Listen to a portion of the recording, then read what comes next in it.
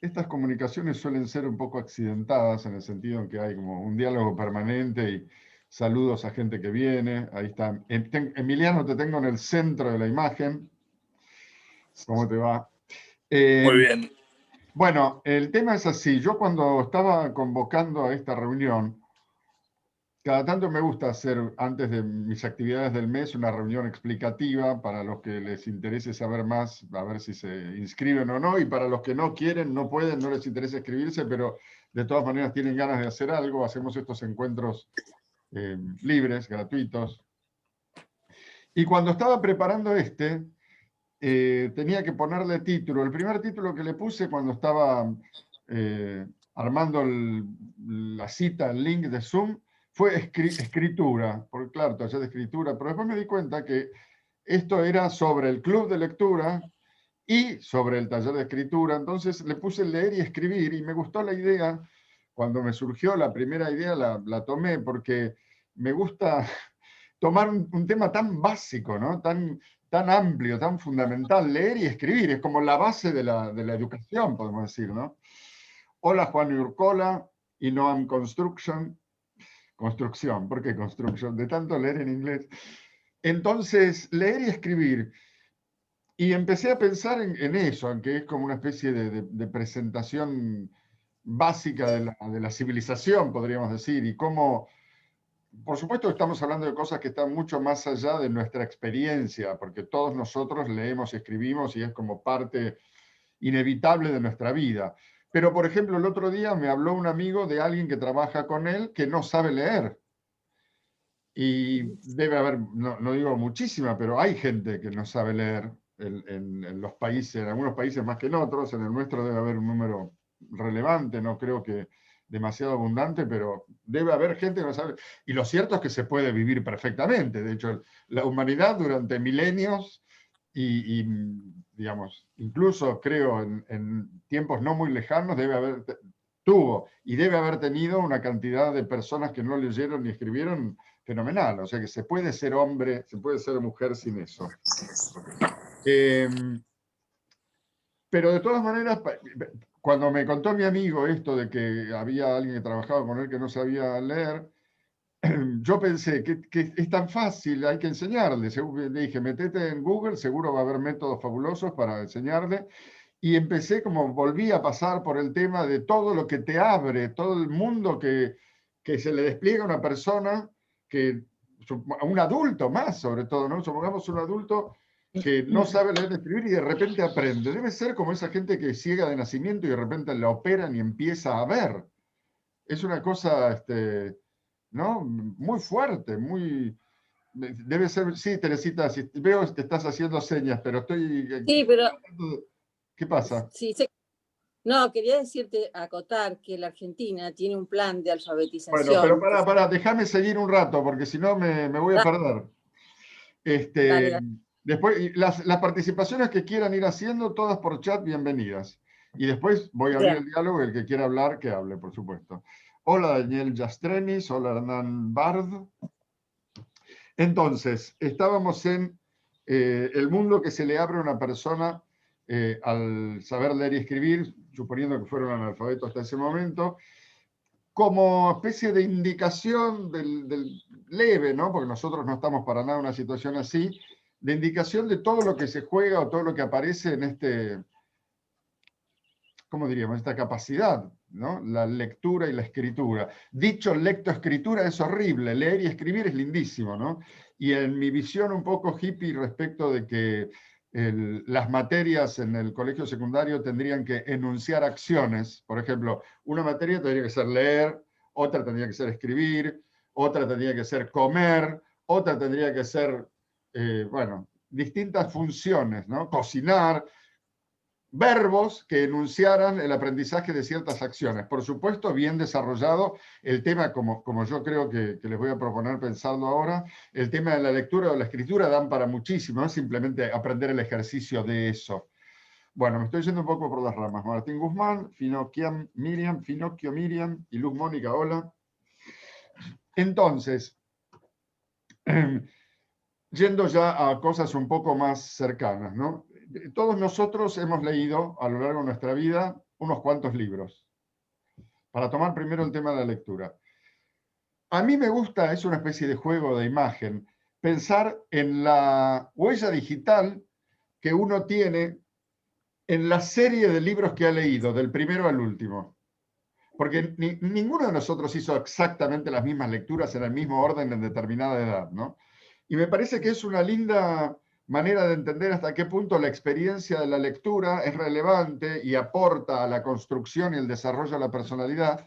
Pensar en esa serie imaginaria en donde yo pondría en primer lugar El Corsario Negro de Salgari, que me compró mi papá, y después, no sé, Sandokan y Papillón, leí muy rápido, y se va armando una línea que por supuesto es intrincada, da vueltas, se interrumpe, se bifurca, etcétera, etcétera, que es como una especie, podemos pensar, de huella digital personal, de genealogía. Incluso yo me animaría a decir, yo que soy un poco enemigo del pasado, en el sentido de tomarlo como referencia para las cosas, me atrevería a decir que la línea de las lecturas que uno hizo es más relevante que la línea del parentesco. Es decir, que estamos más influenciados por las cosas que leímos y leemos que por nuestros bisabuelos, por ejemplo. Sin embargo, bueno, a veces no vemos claro. Gursli Halad, hola. Fernando Pedrosa, hola Fernando. Entonces, jugando con la idea, tenemos esa serie de la primera lectura a la actual, que es un camino raro, sería fabuloso tenerla, nadie la tiene, a no ser que uno sea un obsesivo o que haya leído poco. En general nadie se acuerda de todo lo que leyó.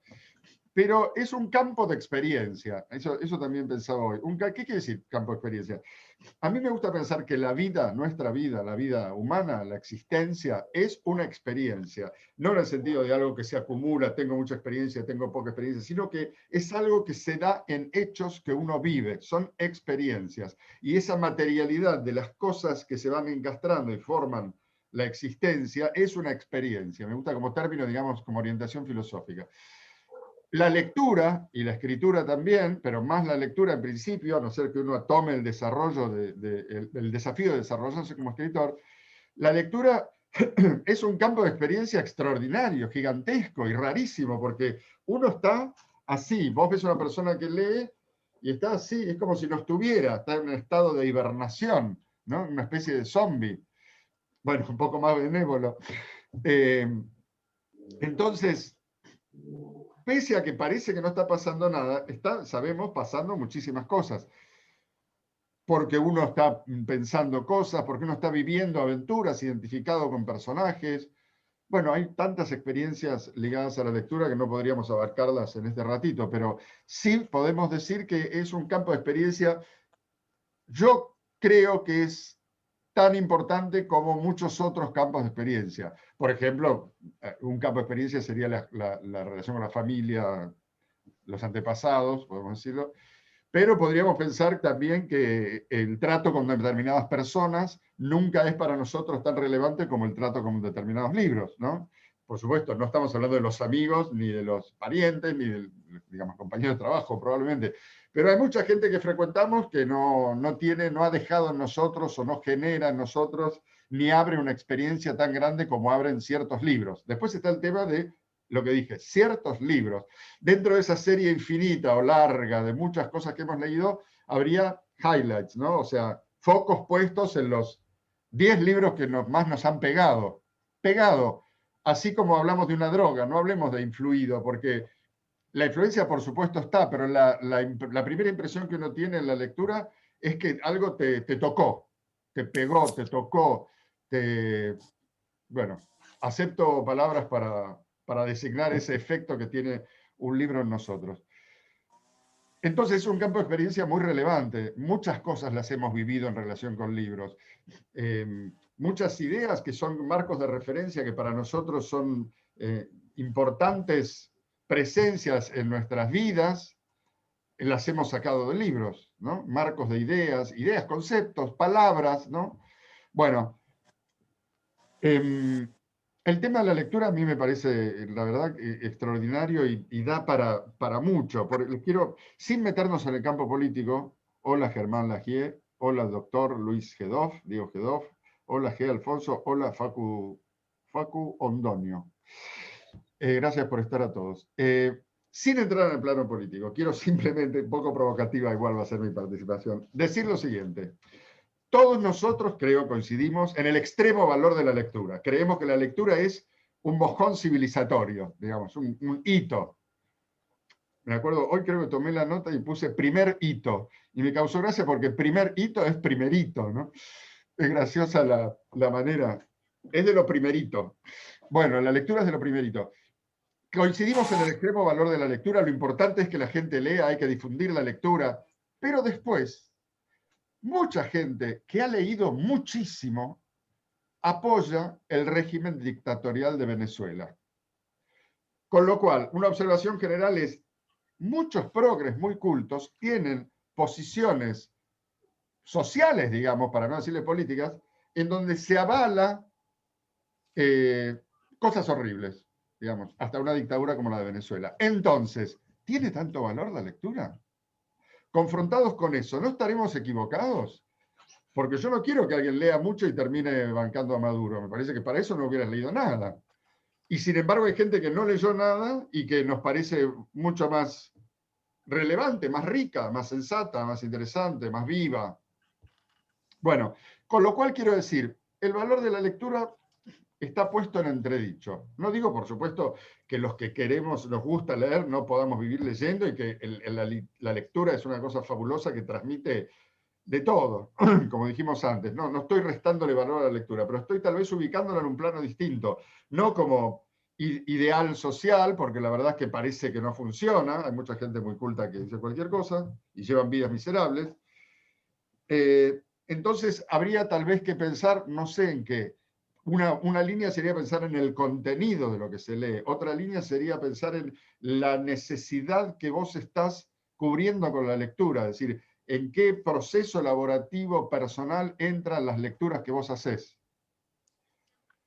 Porque pueden ser, digamos, un asesino puede leer mucho, un psicótico, qué sé yo. Y entonces, tal vez un adolescente, como probablemente nos pasó a todos, un adolescente que lee ciertas cosas, se orienta muchísimo y siente que se le abre un mundo con la lectura. Y eso le permite que, bueno, todo esto en relación con la lectura, no voy a seguir con el tema, lo voy a dejar ahí, lo podemos retomar si hay algún comentario o pregunta, ya mismo me voy a fijar en el chat si me dejaron algo. Mariana Bouza dice, coincido con lo de lectoescritura, sería como bebida comida. Y son dos cosas relacionadas pero diferentes. O sea, coincido con lo que dijiste, leer y escribir. Pero aparte, yo me refería no solo a que esa unión, bueno, en parte está relacionada, no lo podemos negar, ¿no? Yo me refería más bien a la fealdad del término tan técnico, lectoescritura. Y cuando decir leer y escribir es tan lindo, suena lindo, transmite otra cosa. A mí me parece que, bueno, es válida esa apreciación también del lenguaje. Hola Natalia. Hola Gustavo Montalvo. Hola Ricardo. Entonces, son dos acciones. Me hizo insight. Y claro, bueno, en relación con la influencia de un libro. Lo de los sinónimos que buscabas de más sentido. Bueno, con más sentido común, dice María Clara, supongo que refiriéndose a la diferencia entre tipos de lecturas. Bueno, pero coincidiremos en que les habrá, creo, espero, llamado la atención mi observación, porque no nos damos cuenta que la lectura no garantiza nada. Porque el público de librerías mayormente es lo que llamamos prog, personas identificadas con ideales equívocos. Los dejamos así para no ser ofensivos. Entonces, ¿qué quiere decir la cultura? ¿Viste? Es interesante. Pero esto me llevó a otro plano que también me parece que se los puedo proponer como idea. Acá Bonda Adriana dice, me ha sucedido que el contenido del mismo libro tuvo una significación, otra significación con los años. Tremendo, es eso, es cierto y es muy interesante, bueno, lo que uno llega a captar. Yo no creo que hay que pensar minuciosamente en el cambio propio, porque no creo que haya que mirarse tanto, pero sí creo que la realización, digamos, la percepción de que uno era otro del que es ahora, es reveladora y también se transmite en una actitud respecto al presente, en donde las cosas que vivimos las sabemos también relativas, ¿no? Coca y Bonjour, hola, Guatsinileo, hola Claudio Romero, ¿cómo estás? Bueno, el otro plano en donde esto de que la lectura no es tan relevante, en donde creo que es lindo usarlo, es en la relación de las nuevas generaciones con la lectura. Mi hijo mayor tiene 17, tengo uno de 14 y uno de 12, varones. Desde antes que nacieran, probablemente yo supe que ellos no iban a leer como leí yo, porque surgen en un mundo completamente distinto. Yo tuve televisión, no sé, a los 7, 8 años. Ya se había inventado, digamos, pero en casa no había. Y bueno, ya nos acordamos todos, de 3 canales, empezaban a la tarde, pocas cosas. La lectura era un entretenimiento disponible. Hoy en día la lectura compite con muchas otras cosas. Pero yo creo que lo que dije antes, de que uno puede leer mucho y ser un idiota, tiene que hacernos pensar que no importa entonces que no se lea tanto ya, porque las experiencias elaborativas, formativas, el arte, circula por muchos lados, circula también por Netflix, circula por YouTube, circula por las redes sociales, circula por, digamos, está ahí como opción. Y el refinamiento de la sensibilidad humana puede avanzar por cualquiera de esos campos, no está condenado al libro, ¿no? Después otra cosa interesante es lo que pasa con la adquisición de la costumbre de usar Kindle o readers, ¿no? Lectores digitales, libros digitales. En general, unos editores ingleses que hacían libros para iPhone, que estuvieron acá hace muchos años, contaron, estaban empezando con eso, que las personas que adoptaban más rápidamente la lectura digital eran aquellos que antes leían mucho.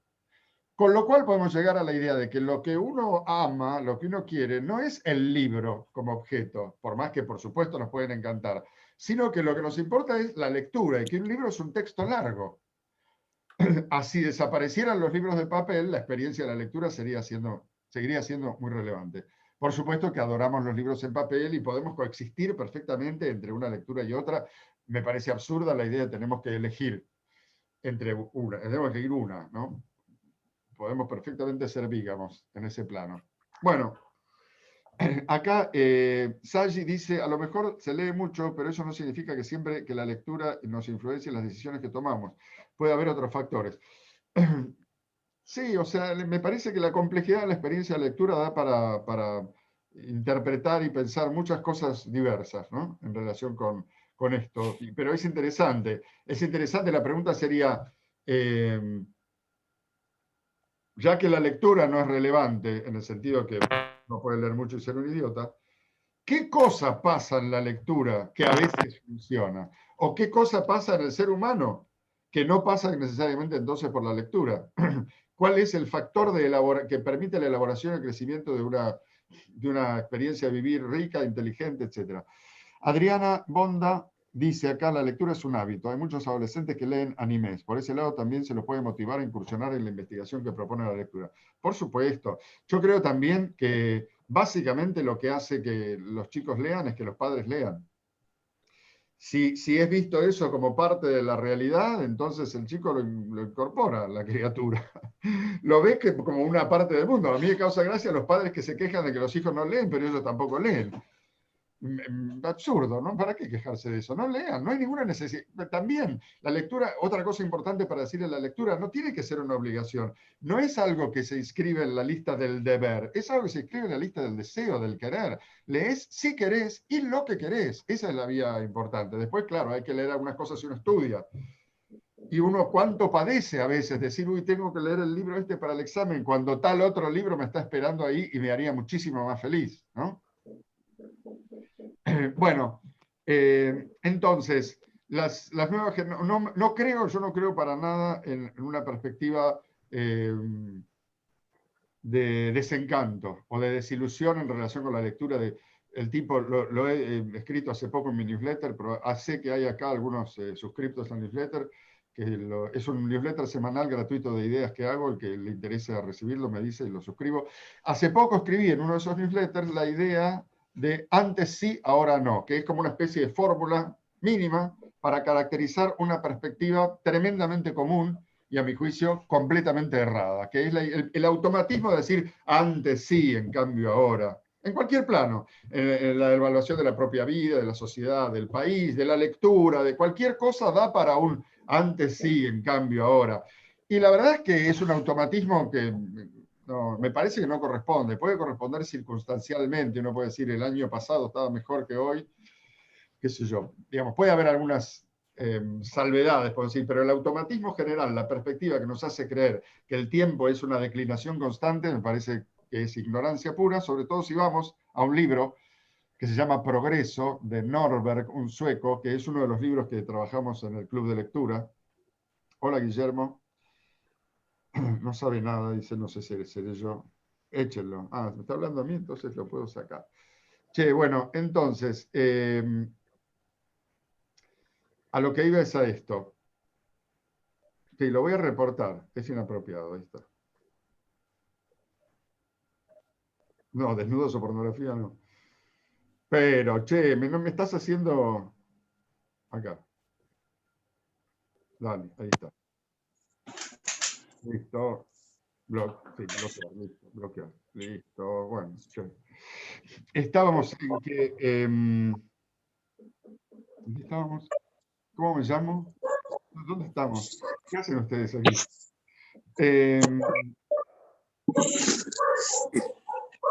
¿Quién me ayuda? ¿Quién se acuerda exactamente? Estabas hablando de Progreso de Norbert, del libro. Sí, claro, perdón. Como había abierto otra vía, por eso no la casaba.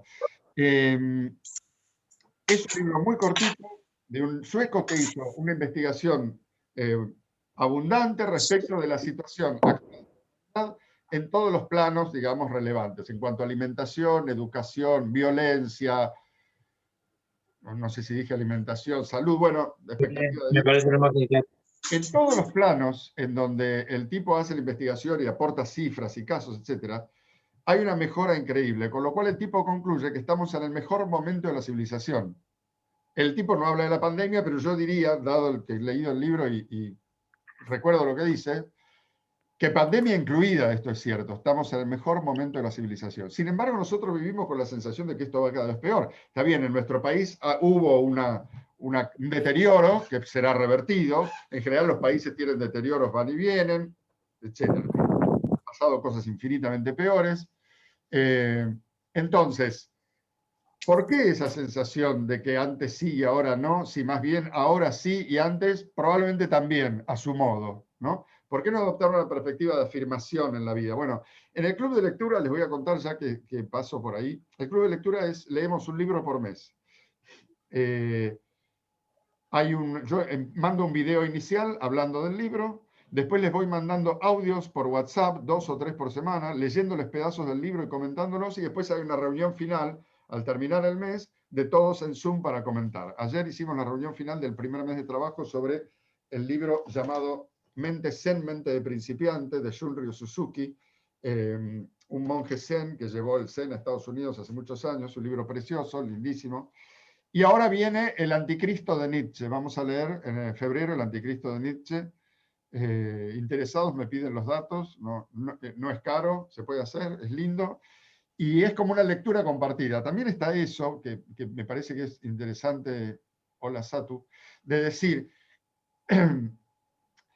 lo lindo que es compartir una lectura, hablar de lo que uno lee con gente. Por ejemplo, a mí me pasa, estoy leyendo ¿no? Historia de la vida privada, la parte de Roma.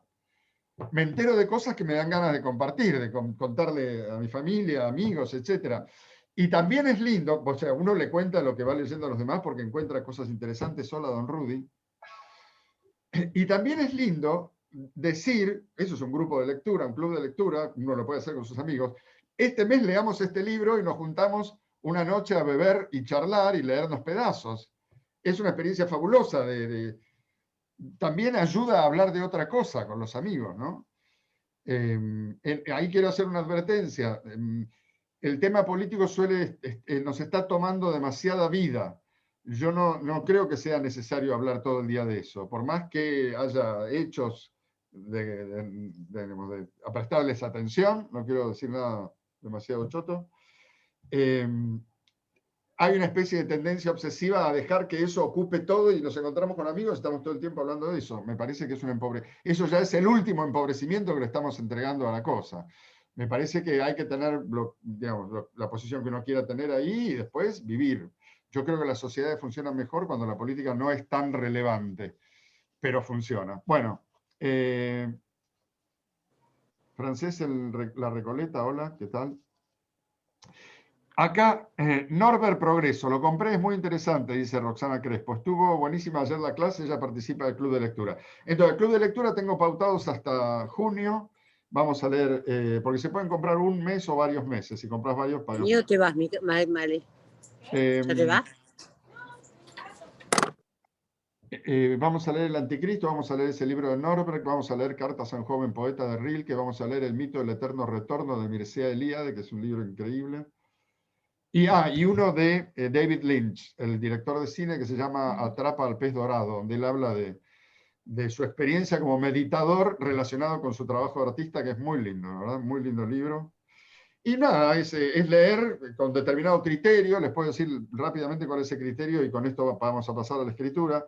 El criterio es que un libro uno no lo tiene que usar todo, digamos, no se aprovecha todo. Para empezar, uno tiene que completar la lectura si el interés se mantiene. Si no se mantiene, no hay que leer. Una de las cosas que hacen que uno deje de leer es que el libro que tiene en proceso de lectura es un embole. Entonces, uno tiene un rato libre, ¿qué hago? ¿Leo o miro la tele? Vas hacia el libro y no te dan ganas, vas a la tele. Pero si el libro que tuvieras ahí, en vez de ser una cosa que no te interesa, fuera un libro que tiene que ver con lo que sí te interesa, lo leerías. Así como uno dice, no tengo tiempo de leer, pero si aparece el libro extraordinario, empiezan a aparecer ratitos por todos lados. O uno dice, no tengo tiempo, y se enamora y empiezan a aparecer ratitos por todos lados también, ¿no? Es decir, cuando el objeto es relevante, y la cosa, no, el objeto es relevante no para uno. Cuando la cosa funciona, aparece el tiempo. Entonces, ¿cómo hay que leer? Hay que leer agarrando alguna cosita que te interese. Eso hicimos con el libro de Suzuki. Identificamos las frases que nos resuenan y que nos permiten darle algunas vueltas. No estamos tratando de entender qué quiso decir el autor, tratando de estudiar el Zen, conocer la vida de Suzuki. No estamos nosotros estudiando, estamos viviendo nuestra vida ayudados por una lectura, que creo que ese es el lugar en donde hay que ubicar la lectura, ¿no? Excepto que uno esté estudiando. Entonces ahí tal vez se justifica cierta consideración especial del objeto. Si no, el objeto lo podemos pensar así, el libro está a servicio nuestro, no nosotros al suyo. Entonces, a ver qué me das, me alimentás, qué lindo, gracias, y después seguís por otro lado si te aburrís. Toda la promiscuidad que no es tan bien llevada en términos humanos, se admite perfectamente con los libros. Uno puede estar con 2 o 3, empezar, tenerlo una noche, tirarlo a la mierda, regalarlo, quemarlo, puede hacer uno lo que quiera con los libros, que con las personas no. Pero permitámonoslo con los libros, permitámonoslo. Hay verbos increíbles. Una cosa que me gusta, no sé si ustedes leyeron a Alejo Carpentier, el novelista cubano, que uno necesita un diccionario para leerlo.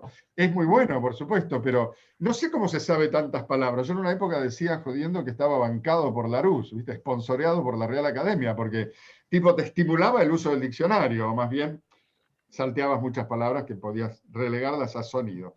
Bueno, esto en relación, quiero participar del club de lectura, dice María Clara. Me lo dice privadamente, perdón. Bueno, buenísimo, después te paso la información completa.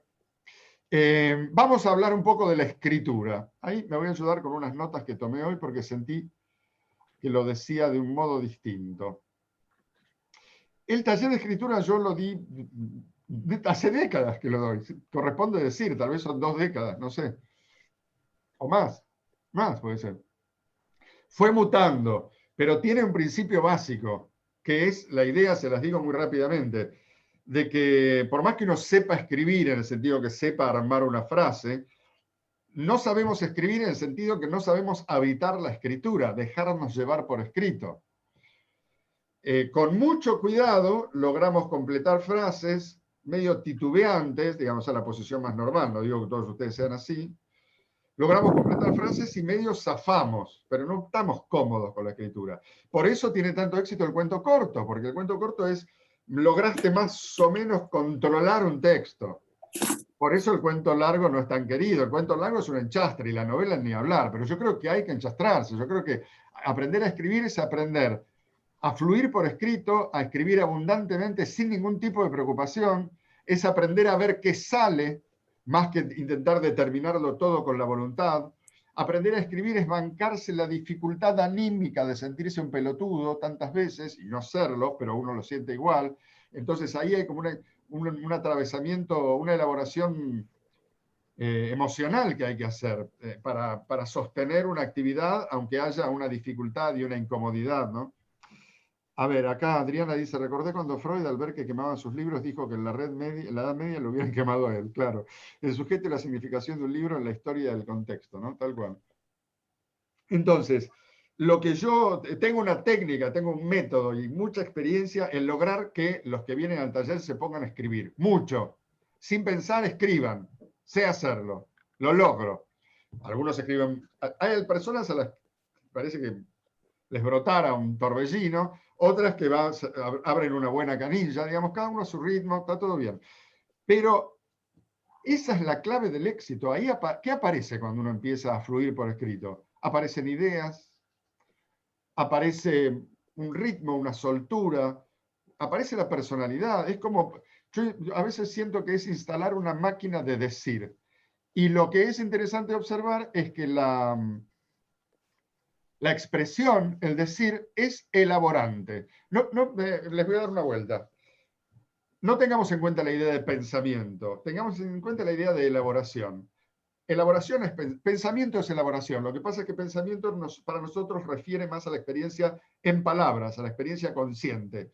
Yo creo que la elaboración sucede también en magnitudes de energía, en intensidades emocionales. Entonces, eso es un caldo, una gran olla donde se va cocinando nuestra vida y la elaboración es ese proceso, ¿no? Entonces, decir, escribir, es elaborante, la expresión es elaborante, porque hace que uno, no lo sabría explicar perfectamente, pero uno al trabajar con palabras, al formar expresiones, al darle vueltas a las cosas, avanzara en su comprensión y en su capacidad. Y esto es un poder que va creciendo. Si uno instala la máquina de decir, instala en sí mismo un poder y una capacidad que sirve para todo. Para escribir trabajo, cosas de mails de trabajo, para, por supuesto, escribir cuentos, literatura, guiones, lo que se quiera, para escribir en las redes sociales, para llevar un diario personal, que mucha gente queda ahí, es una experiencia fabulosa. Llevar un diario personal es muy enriquecedor y es ya un muy buen trabajo de escritura. Se puede escribir ensayos, artículos, canciones, bueno, cartas, todo tipo de cosas. Si uno abre la capacidad de decir, todo eso se vuelve posible. Y en el taller de escritura yo también lo que hago es dar tareas para cada deseo, para cada proyecto. En el taller de escritura también siempre hay algunos que quieren terminar la tesis, que es como una especie de nudo clásico de dificultad. ¿Y dónde está la dificultad? En varios lados. Tenés que tener ideas y no tenés mucho el método porque no sabés escribir, no fluís por escrito y ahí se tienen las ideas. Las ideas, como dice Nietzsche, no vienen cuando yo quiero, la idea viene cuando ella quiere. Entonces, lo que uno puede hacer al ponerse a escribir es abrir la ventana, si no, abrir el atrapador de ideas. ¿Vieron como el atrapador de sueños? Bueno, te pones a escribir y aparecen ideas. Pero si no te pones a escribir, no aparecen ideas. Aparecen ideas cuando hablas, aparecen ideas a veces, pero instalar la escritura en la máquina de decir es abrir una fábrica de ideas, lo cual es realmente fabuloso. Bueno, entonces uno tiene que hacer la tesis, tiene que tener ideas, tambalea hasta ese momento, porque toda la educación ha sido hecha también con un criterio de adoración. Los grandes nombres, los grandes autores, los grandes profesores. La admiración es como un vehículo con el que uno al principio empieza a avanzar en el campo de la cultura. Pero después basta admiración. Hay que entender que hay muchas experiencias muy ricas, que uno también es un autor y que hay que trabajar para lograr sacar de sí su visión del mundo, por decirlo así, o sus historias, lo que sea. Hay un trabajo por hacer, es simplemente eso. Los escritores son las personas que se hicieron el trabajo, los no escritores no hicieron el trabajo. Bueno, entonces, a esto se le agrega la dificultad, al tener que hacer la tesis, de que hay un comité examinador encarnado en 2 o 3 tipos, o 3 minas, no sé, 3 personas, que van a intentar ser severos con vos, que van a someter tu texto a un registro minucioso para ver si servís o no. O sea, es una pesadilla. Es como un super examen. Lo cual, por supuesto, hace que encima ya tenía dificultad para escribir porque nadie te enseñó, nunca viviste esa cosa. Tenés que enfrentarte al comité examinador, lo más probable es que uno se tome mucho tiempo para vencer esos obstáculos. Sí, se puede, por supuesto, ¿no? Tampoco hagamos algo tan extremo. Hola Sergio Comin, hola Ricardo Gabriel Rojo, hola Charlie G60. Entonces,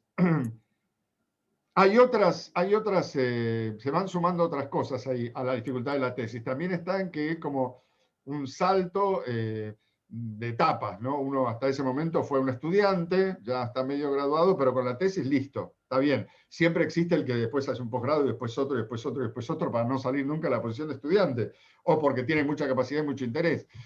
Pero lo más normal es que uno que ahí cierra un ciclo y pasa, digamos, a estar habilitado en la esfera laboral de un modo distinto. Y a veces también eso da miedo, ¿no? Entonces hay varias cosas a que tener en cuenta para lograr pasar el requisito de la tesis. Pero les digo una cosa, me causa gracia porque las cosas que digo son muy buenas respecto a algo que hago, pero la verdad es que son ciertas. Esta instalación de la máquina de decir de una escritura fluida logra llevar a los tesistas a un plano completamente diferente, porque en esa escritura también se elabora el tema del examen, digamos, de la dificultad de enfrentar a un comité examinador. No solo uno aprende a escribir, a decir, a tener ideas, a organizar el material, a jugar con la cosa, porque el secreto también es que la escritura abundante no estamos haciendo nada más que escribir, entonces eso no sirve para nada. Como no sirve para nada y no es importante y no se va a usar, termina siendo tremendamente útil. Por vía indirecta, si yo tengo que escribir algo útil, estoy viendo Seinfeld, ¿no? Como Kramer estoy, no puedo. En cambio, si yo escribí cualquier cosa, bueno, cualquier cosa trae un mundo, cualquier cosa no existe, todo es algo, cualquier cosa trae un mundo. Entonces, hola de Luca Beatriz, hola Pucco de Crespo, hola Cecilia Ariano. Celia Reano, perdón. Bueno, en ese sentido, el taller de escritura lo que busca primero es instalar el chorro y después son 8 reuniones en Zoom y 8 videos que les voy mandando, además de mandarles las reuniones en video. O sea, tenemos una reunión, al día siguiente les mando la reunión que tuvimos en video y un video clase. Son 8 videos y en esos 8 videos voy tocando distintos temas. En los 2 primeros se trata de la instalación de esta experiencia, del chorro, de la fluidez. Después hay uno sobre escritura literaria, otro sobre escritura de no ficción, otro sobre escribir en redes, hay otro donde trabajamos libros de escritores sobre escritura o libros de técnica de escribir, porque hay una enorme literatura tremendamente útil para aprender a escribir cosas. Yo siempre leí novelas y fui fan de la literatura y por lo tanto quería escribir novelas, pero no tenía la menor idea de cómo se hacía. Y aprendí leyendo algunos libros que me compré en Amazon, porque en Estados Unidos hay una enorme tradición de libros para escribir cualquier tipo de cosa. Muy útiles, muy inteligentes. O sea, uno podría despreciar, bueno, esa es otra de las grandes boludeces de la gente que lee mucho, despreciar la cultura americana. Aún cuando muchas de las personas que lo hacen leen literatura americana, ¿no?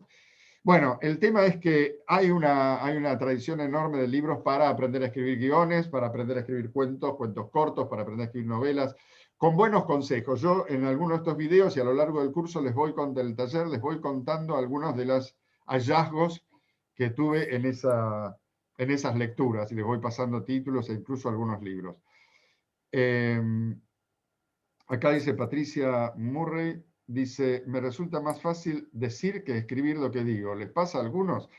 María Clara dice, totalmente de acuerdo, Patricia. Claro, pero si no han escrito, llega un momento, bueno, no sé, si no han escrito, digo yo, no lo sé, pero lo entiendo por eso. Es como andar en bicicleta, ¿no? Uno le resulta más fácil caminar, sí, claro, hasta que aprendes a andar en bicicleta. Y si andás mucho en bicicleta, después te da lo mismo. Casi dirías que preferís andar en bicicleta. Hola Juan Gowland, hola Cris Bermejo, Cris Bermejo, no te entiendo. Hola Leda Fassi. Yo lo digo en serio, si uno empieza a desarrollar el hábito de fluir por escrito, la escritura se vuelve mucho más fácil. Y pasan cosas increíbles, me gusta representarlo así. Uno tiene, digamos, supongamos la representación habitual de que la idea está en nuestra cabeza, en nuestra conciencia. Que en realidad habría que replanteárselo, ¿dónde está la idea? Yo creo que es por la mirada que está ahí. Pero bueno, supongamos que uno tiene una idea y uno empieza a hacer el ejercicio de escribir mucho, la idea pasa al papel. ¿Qué pasa en la mente? Se hace un vacío. ¿Qué pasa con ese vacío? Viene otra idea. Entonces se establece una circulación en donde si uno se sienta un rato a escribir, y escribe media hora, cuando se levanta le siguen viniendo ideas todo el tiempo. O sea, es como un entrenamiento en la fluidez creativa, es un entrenamiento en la capacidad de pensar. Es increíble, la verdad. Yo siento que le debo muchísimo a la escritura. Si quieren les cuento un poco, cuando yo cumplí 28 años, yo quería ser escritor y no podía. O sea, había escrito artículos en los diarios desde bastante chico, en Venezuela y después acá, en revistas, etcétera. Pero lo mío era el libro y no podía. Entonces, tomé algunas decisiones, algunos cambios de vida y empecé a hacer un diario personal, escribir todo el tiempo cualquier cosa, de una manera muy intensiva e intensa. Hasta ese momento, de los 16 a los 28, yo habría escrito 5 cuadernos. Pero en ese año, de mis 28 años, yo escribí 50 cuadernos, de los escolares. Estos, ¿no? Y bueno, por supuesto, escribía cuando tenía ganas y cuando no tenía ganas, porque cuando uno quiere algo, no solamente puede buscar hacerlo cuando le resulta fácil, hay que conquistar algo, ¿no? Y había días que no tenía ganas y escribía, ahí escribí sobre cualquier cosa, sobre mi situación personal, sobre mis sesiones de análisis, sobre las clases que preparaba, miraba el mundo y decía, o me iba a escribir un bar y escribía sobre lo que me rodeaba. Y de esos cuadernos salieron después cosas para un libro que se llama Conciencia Rockera, o para otro que es para la filosofía para chicos. Bueno, había una producción que después la tomé para otra cosa. Pero ese año, de alguna manera, le gané fuera a Buenos Aires, le gané un poco de terreno a la zona ignota, por decirlo así, y pude desarrollar una capacidad de pensar y de decir que es una herramienta de trabajo para mí y de disfrute también, por supuesto, ¿no? Bueno, a ver, ¿qué más? ¿Qué tenemos por acá? Acosta Show, hola Acosta Show, Ondra, Sandra y Andreoli. ¿Qué más? Me interesaría que me hicieran algunas preguntas o que abriéramos el diálogo. Acá Adriana dice, yo también hice lo mismo y eso permitió una reelaboración de lo que trabajaba en análisis, es catártico. Si uno está haciendo alguna terapia, es muy útil, sí, produce muchísimo material muy utilizable, la verdad, es recomendable. Incluso yo me acuerdo cuando empecé a escribir a los 16, era para aclarar situaciones personales, ¿no? Yo creo que muchas veces uno llega a escribir llevado por la angustia, por una dificultad, y ahí te vas volcando por escrito y lográs como acomodar las cosas, elaborarlas, darles otro carácter, encontrar un punto de apoyo. Macarena dice, me gustaría saber más respecto a la escritura de trabajos de tesis. Bueno, yo lo que promuevo es, para empezar, esta instalación de un torrente en donde la persona va escribiendo sin mirar a quién, por decirlo así, sin pensar. Escribir sin pensar, paradójicamente, es donde más pensás. Pero a una persona que está trabada con la tesis, yo le diría, bueno, a ver, vamos a probar esto. Vos tenés que escribir, no, olvidémonos por un momento de la tesis, vamos a escribir. Escribí sobre, si se te ocurre, sobre las cosas de la tesis, sobre los profesores, sobre la experiencia, sobre lo que te pasa, sobre lo que se te ocurre. Escribí libremente. Es el gran truco de la indirección, de que las cosas se consiguen indirectamente. Si uno está presionado por tener que tener una idea, probablemente no la tenga. Si uno, en cambio, escribe boludeces sobre el tema, tiene ideas. Es así. Entonces, yo tengo una especie de asistencia que voy haciendo a la persona que hace ese trabajo para que puedas hacerlo. Y en general, funciona, todo el mundo empieza a encontrar cosas y a destrabar y los voy ayudando. Después hay, sí, pasos concretos, como de repente hay que establecer el objetivo de la tesis, los pasos, los capítulos, pensar qué va en cada capítulo. Yo, por supuesto, no es que maneje todos los temas de todas las tesis. Lo que hago es ayudar a la persona a trabajar y pautarle pasos concretos para que lo pueda ir haciendo. Entonces, en 2 meses hay un avance tremendo. Acá me dice Adriana, Hume fue un gran escritor de sus emociones. Ceci Labate se unió. Hola, Cecilia. Yo escribo sobre nostalgia, dice Charlie. No soy formado, soy autodidacta. La riqueza de un texto no proviene necesariamente de la formación. Yo he leído cosas de personas que no han tenido grandes estudios, que están muy vivas y son extraordinarias, y también conocemos un montón de textos de personas muy formadas que son un embole interminable. Así que, digamos, si bien es deseable prepararse para escribir y leer ayuda y escribir mucho ayuda, yo no tomaría muy en serio esa limitación, así, no haría que de esa limitación una última palabra. Es algo, es parte de la experiencia, se lo estoy diciendo a Charlie, ¿no? Pero otra cosa más les quería decir, que recién me di cuenta. Encontré la idea cuando le respondí a Charlie y ahora se me fue. Estábamos en que no hay que... Bueno, es esto. Uno puede, pasa mucho esto, ¿no? En el taller de escritura. Uno entra diciendo, bueno, yo lo que quiero es contar la historia de mi familia. Me ha pasado muchas veces. Mucha gente quiere escribir para contar la historia de familia. Y algunos lo hacen. Pero otros, al ir avanzando en la conquista de la escritura, el proyecto les va mutando y terminan escribiendo cuentos o en otra cosa. Es muy interesante eso, porque, y este es el punto central, lo que uno hace cuando se pone a escribir es abrirle las puertas, podemos decir, a la creatividad, o sea, al deseo de uno. Uno va a decir aquello que tiene que decir. Uno no puede decidir qué va a hacer. Uno puede sentir ganas. Uno puede decir, yo quiero escribir una novela. Y después, una novela sobre, no sé, un arquitecto que dinamita una casa. Y después empezás a escribir esa novela y terminás escribiendo una historia de amor sobre los vecinos. Entonces, hay que prestarse a eso. El proyecto resulta en una especie de ida y vuelta entre uno y lo que hay, por decirlo así.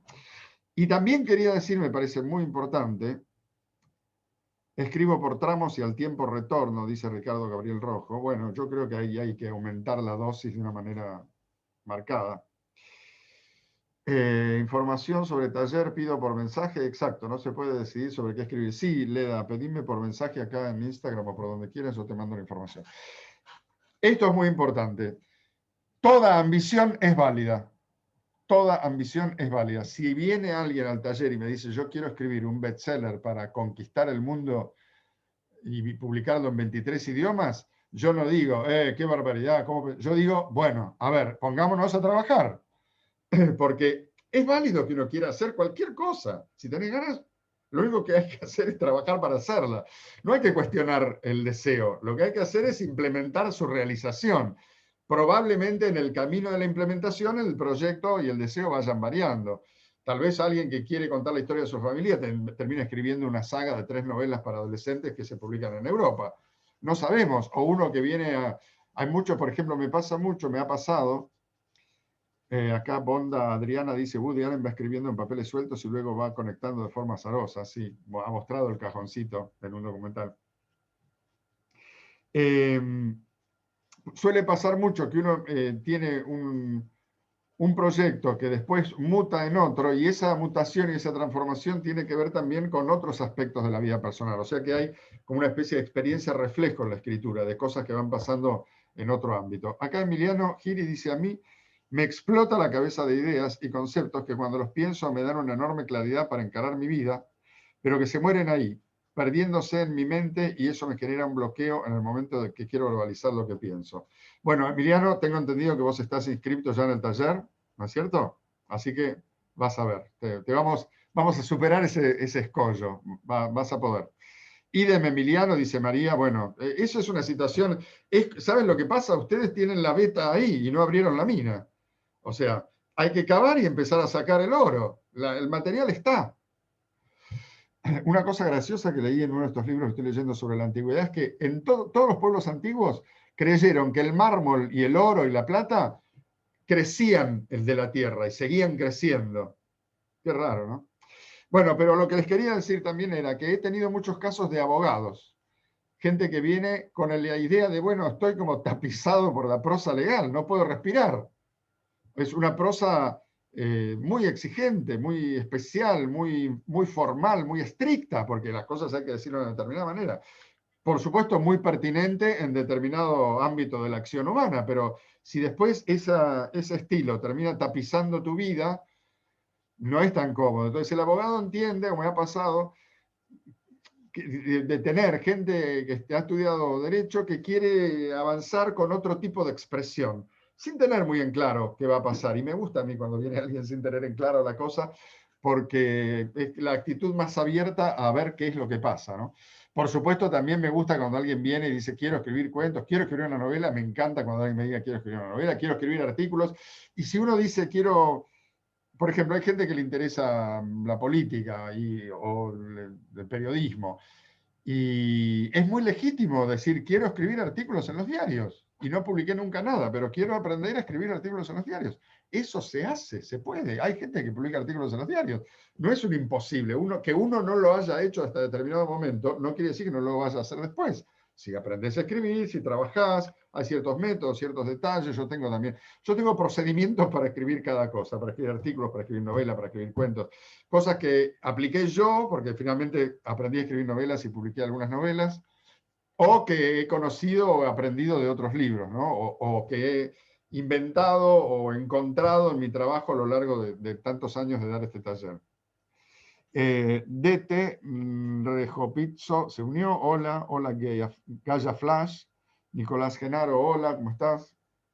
Bueno, qué interesante lo que dijo Adriana de Woody Allen. Sí, Woody Allen tiene ese estilo, ese método. Para empezar, él trabaja como loco, ¿no? Vieron que hace películas.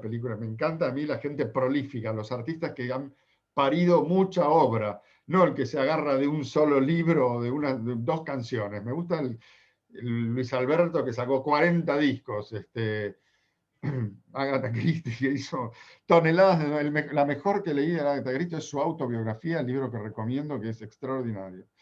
Entonces, Woody Allen tiene su método, cada uno tiene su método, tiene que ir encontrando el método. Eso es también lo que hay que hacer. En la medida en que uno va avanzando, uno va encontrando su estilo, que es como dice Deleuze, es esa manera que tiene uno de no tener estilo, porque es una idea fabulosa. Y uno tiene que ir encontrando también su ritmo, su método, su rutina, ¿no? Y Woody Allen cuenta que él anota en papelitos las frases y después las junta y las tira en un cajón, que está en un documental, lo muestra. Se sienta en la cama, abre el cajón de la mesa de luz y empieza a sacar papelitos. Yo, por ejemplo, uso libretas y blogs y distintas cosas, cuadernos. Hay un montón de recursos, ¿no? Ale, ¿cómo descubrís el estilo de un autor? ¿Y para qué hay que descubrir el estilo de un autor? O sea, ¿para qué habría que pensar en eso? Yo creo que uno percibe el estilo, sí, la manera de ser, su forma de expresión, su sensualidad, su sensibilidad. Pero yo no sé no sé por qué sería importante eso. A mí me gusta la idea de esa que les dije antes, de el estilo. Es esa manera que tiene uno de no tener estilo, porque, digamos, propone la despreocupación en relación con el estilo. El estilo es una resultante de la forma natural de ser, no es algo que deba cultivarse y buscarse, ¿no? Bueno, estamos ya próximos al final, porque me voy a interrumpir a las 8 para que quede esto como video de 1 hora, lo voy a subir después a YouTube y va a quedar en Instagram. Yo quiero dejar de derrochar en terapeutas, dice Leda Fassi, y largar lo que tenga que largar en una hoja sin que me vengan a hablar de normalidad. Bueno, lo que pasa es que, no sé si fuiste vos, Leda, que hablaste de catarsis antes. Investigaciones recientes psicológicas han comprobado que la catarsis no sirve. La catarsis refuerza la emoción chota. Es un poco como dice cierto psicoanálisis, el lacaniano, que dice que hablar del síntoma que no cura el síntoma, lo refuerza. Entonces, si uno tiene una pelea con su pareja, no tiene que hablar todo el tiempo de la pelea, porque entonces ya no tienen una relación, no tienen un novio, tienen una pelea. No tiene un amor, tiene una pelea constantemente. Y muchas veces el pensamiento propio se transforma en eso, en darle vueltas al problema, y en vez de tener una vida uno tiene problema. En cambio, si uno se olvida un poco y sigue, el problema encuentra formas de elaborarse, de reubicarse.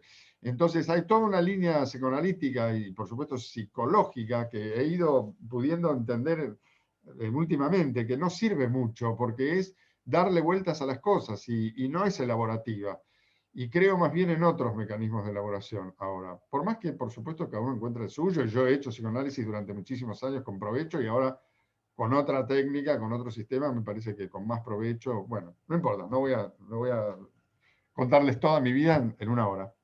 Bueno, ¿alguna última pregunta para cerrar? Yo les digo que el taller de escritura empieza el jueves que viene, el 11, la reunión es a las 7:30. Si no vienen, después les mando el video. Los interesados les mando la información. También les mando la información del club de lectura. No sé qué más decirles. Tal vez se ha hecho el silencio entre nosotros y llegó el momento de despedirnos. Bueno, les voy a agradecer mucho que hayan estado, que hayan venido. Estamos en contacto. El que quiera la información me la pide por cualquier red social. Estoy en todas y siempre respondo porque siempre estoy atento. Te agradezco mucho, me dice María, muy interesante y motivador. Saludos, gracias a vos. Gracias, dice Roxana Crespo. Gracias, Roxana Crespo. Y me despido entonces y estamos en contacto. Chao, gracias.